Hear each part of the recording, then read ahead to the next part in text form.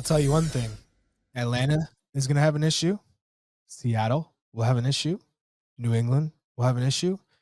These are all the teams that Charlotte will have an issue. All the teams that share a stadium with an NFL team. Listen, Don Garber, commissioner for Major League Soccer for the last 100 years, has come out and said, we clearly have work to do to figure out whether or not we can move over the international calendar, and I'm paraphrasing this part of it, to align with the rest of the world. And we're not there yet, he says. No decision has been made. And frankly, sitting here today, there was a big meeting in Chicago of all the owners and influential people that make decisions for Major League Soccer. He says, and frankly, sitting here today with all these people I just mentioned, I'm not sure whether or not we have all the support we need to be able to achieve that overall. They also mentioned that if it did happen and they switched over to the European calendar to be in the same transfer windows as everybody else, that it wouldn't happen until 2027 at the earliest anyway. Chuck. Yep. What's your gut telling you right now about this? Well, I'll tell you one thing. Atlanta is going to have an issue. Seattle will have an issue. New England will have an issue. These are all the teams that Charlotte will have an issue. All the teams that share a stadium with an NFL team.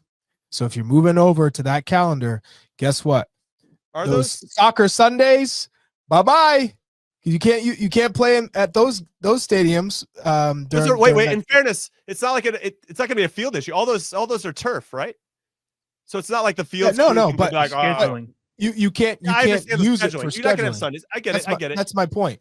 If they played on grass, they could also run into that as well, as me and Tony did when we had to fight with the Chiefs. Yeah, I also think when he says all of support, I don't think he necessarily means the owners. I think he means Apple TV and stadiums and everything that goes along with supporting a league during that calendar. So I get it. That's fair. It would take some time. It would take some time. And I think 2027, you're giving some teams the chance to have those soccer specific stadiums. I know New England are working really close to getting that over the line, but think about playing in New England, Montreal, Toronto, Vancouver, Kansas City, Columbus, Chicago in December, January, February. I'm just, player safety, right? Think about the weather and the cold. Yeah. Are we going to be using orange balls? It's like one of those things. I heard there's going to be a 5-week break, mid-December to the beginning of February. That would be the break. So what do you think they do schedule-wise, Jim? What do you think? When I say schedule, I mean we end the league now in sometime let's just say November, like with the heart of the playoffs, right? Yeah. Like what year do you start? When you're going to start? I know. You cut off half a year. Do you play a year and a half? Do you play a half a year like a Liga MX season? Because you got to make the transition at some point, right? Right. To start in September. Like, what do you do? I don't actually know the answer to that. When Chuck was talking, I was thinking the same thing. Like, what point do you reset, right? And say, now the league starts. Yeah, you might have to have. You move to December, maybe like an MLS back tournament, Yeah, you move to December, then you want to start because you want to start in September. So that's like a 9-month period where you're off. I got scars from MLS. I don't know what you do. The draw. I maybe there's some. Yeah, that's a good question. Right, like there's a change in the period. Yeah. Right, like there's a changeover from one calendar to the next. Like you got to fill, or you either got to do a year and a half somewhere, or you got to do a half a year somewhere to get to September. Just play the Leagues Cup and Open Cup, and every team's got over and over. Just keep playing those two over and over. Well, making you have to give money higher. You got to give a month break in the summer, right? So you have to have a month, 5 weeks. Okay, we'll figure out I was just trying to figure out the calendar. Like, how do you do it? No.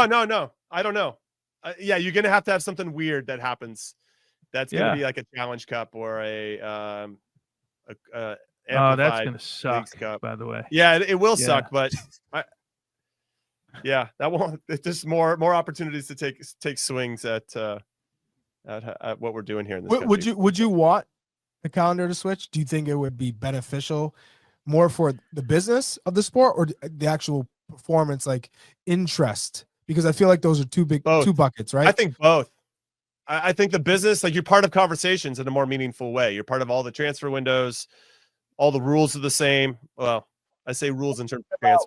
About the fans, because the whole idea was MLS is going to play this kind of schedule out of the European, the world schedule, because it's not during NFL season, right? You're trying to start when NFL ends, and then you try and finish before the NFL playoffs. So you're fighting against TV ratings, right? So do you think that the interest will still be there when all the other sports are going on at the same time, right? Well, because they seem to think that the TV ratings, they're going to fight with less for the more important games, right? Because right now, during our important games, we're fighting with the NFL, right? We're fighting with college football, right? Their idea is that part of the idea is we play our most important games during an international window and during the winter, right? Where the most important game will be when it's starting to go. So your less important games are during the winter period. If they take the break, so a couple things.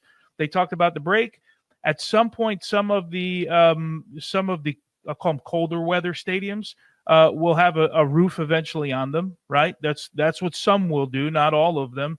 The 3 or 4 that you mentioned, Charlie, they're going to be a problem, right? Because the scheduling.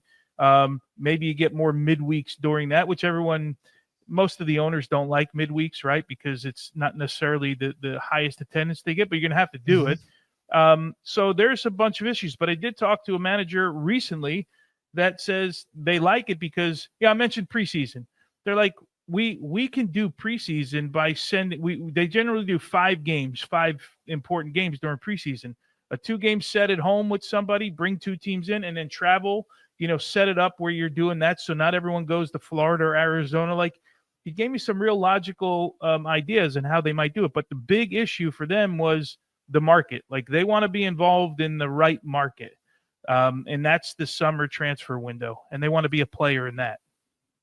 One thing that I will add to this conversation, and it drives me insane, it's a huge pet peeve that I have about MLS, is that the playoffs take a 10-day break for the FIFA international window. And so they have playoffs, and like, you coming out of like decision day, and you've got all the energy around who makes the playoffs, and you have the play-in games. And honestly, the energy's good. Some of the games are amazing. You're like, sick, awesome. Let's keep this momentum going. Oh, by the way, we have a 10-day break where we have no games. Don't let me tell you about New England in 2021.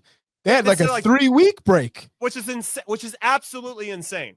It's insane. And then you just expect everybody to pick up the energy where it was, and let's keep this thing going. It's yes, I know we've had some great games post that break before, and I was at the LAFC Philadelphia Union final, which is still, I can't believe how crazy that game was. But that was epic. But the best MLS Cup final of all time. However, it would have been nice if that just could have continued into that space as opposed to taking a 10-day break. The more we can avoid that, the better the playoffs are going to be, the more relevant they're going to be. And listen, I would say, I would love for us to remember old school baseball. Like, you had to win the National League or you had to win the American League to have the right to play in the World Series. I kind of like that, that would be, yes, we want some crossover and all that. And I'll get some pushback from people on that, but there's just something about making that game mean more, making the final mean, like, you get to the final, man, that shit means something. And not because you were the 9th best team through 10 months. So anyway, we don't have to go. They won't do it. They won't ever do it because it takes too many teams out of it too early in the season. Right. That's why they won't do it. Okay, that's fine. But get back to my original point. Let me be mad at what I was mad at, Tones. I'll get back to this. I don't have time for your common sense. Okay, so this 10-day break's got to end, and I think if we're aligned with the European schedule, then everything will fit in a lot more nice, as opposed to us trying to force. Couldn't agree more. So that would be the one that I think is a real benefit to aligning with the European calendar. All right, we still have to wait 2 years for it, or longer. If they just can have to take a 9-month break between seasons to get to that point, but we'll be all right though. we'll play. What did you say? Play Leagues Cup and play. What did you say? Challenge Cup. Challenge Cup. Leagues Cup. We're gonna do Challenge Cup in a bubble. Why not? And MLS is back. Why not? MLS is back. I know you're sad.